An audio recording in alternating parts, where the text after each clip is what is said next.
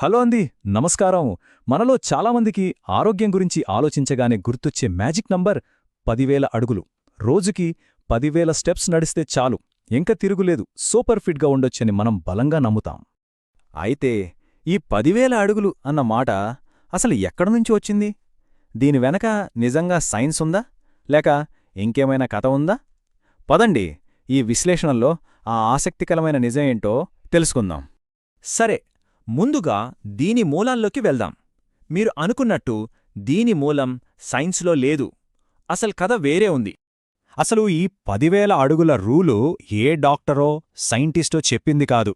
ఈ కథ 1960 నాటి జపాన్లో మొదలైంది. అప్పట్లో అంటే 1964లో టోక్యోలో ఒలింపిక్స్ జరిగాయి కదా. దాంతో జపాన్లో ఒక్కసారిగా అందరికీ ఫిట్నెస్ మీద ఆసక్తి పెరిగిపోయింది. దీన్నే ఒక మంచి అవకాశంగా చూసి ఒక జపనీస్ కంపెనీ ఒక కొత్త ప్రాడక్ట్ని మార్కెట్లోకి తీసుకొచ్చింది. ఆ ప్రోడక్ట్ పేరే మాన్పోకే. అదేంటంటే ఒక పెడోమీటర్ అన్నమాట. జపనీస్ భాషలో మాన్పోకే అంటే ఏంటో తెలుసా? సింపుల్గా 10,000 అడుగుల మీటర్. ఇప్పుడు మీకు అర్థమై ఉంటుంది, ఈ 10,000 అడుగులు అనేది ఒక అద్భుతమైన మార్కెటింగ్ ట్రిక్, ఒక పక్కా సేల్స్ స్లోగన్. అంతే తప్ప దీని వెనుక ఎలాంటి సైంటిఫిక్ రీసెర్చ్, ఎలాంటి ఆరోగ్య సూత్రం లేదు. భలే ఆశ్చర్యంగా ఉంది కదా. ఓకే, మార్కెటింగ్ కథ బానే ఉంది, కానీ మన ఆరోగ్యానికి ఏది మంచిది? సైన్స్ ఏం చెప్తోంది? నిజంగా మనం ఎన్ని అడుగులు నడవాలి? ఇప్పుడు ఆ విషయాలు చూద్దాం. పరిశోధనలు చెప్తున్న నంబరు 10,000 కాదండి, కేవలం 7,000. అవును, మీరు విన్నది కరెక్టే. Just 7,000 steps. ఇక్కడ చూడండి, ది ల్యాన్సెట్, జామా లాంటి ప్రపంచ ప్రఖ్యాత మెడికల్ జర్నల్స్ ఏం చెప్తున్నాయంటే, రోజుకి ఓ 7,000 అడుగులు నడుస్తే చాలు, హార్ట్ డిసీజ్, డయాబెటీస్ లాంటి పెద్ద పెద్ద రోగాలొచ్చే రిస్క్ ఏకంగా 50-70% వరకే తగ్గిపోతుందట. ఇది చాలా పెద్ద విషయం. సో ఇక్కడ మనం గుర్తుపెట్టుకోవాల్సిన అసలు పాయింట్ ఏంటంటే, ఎన్ని అడుగులు వేశాం అన్న కౌంటు కంటే ఎలా నడిచాం అన్నది చాలా ముఖ్యం.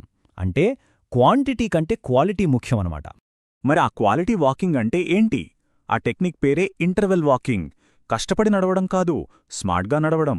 అదేంటో ఇప్పుడు వివరంగా తెలుసుకుందాం. ఇంటర్వెల్ వాకింగ్ అంటే చాలా సింపుల్. మనం గంటల తరబడి ఒకే స్పీడ్లో నడుస్తే ఏమవుతుందంటే, మన బాడీ దానికి అలవాటు పడిపోతుంది, పెద్దగా క్యాలరీస్ బర్న్ అవ్వో.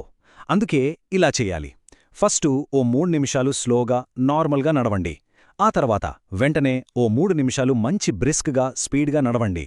మళ్ళీ స్లో, మళ్ళీ ఫాస్ట్. ఇలా ఒక 20-30 నిమిషాలు రిపీట్ చేయండి.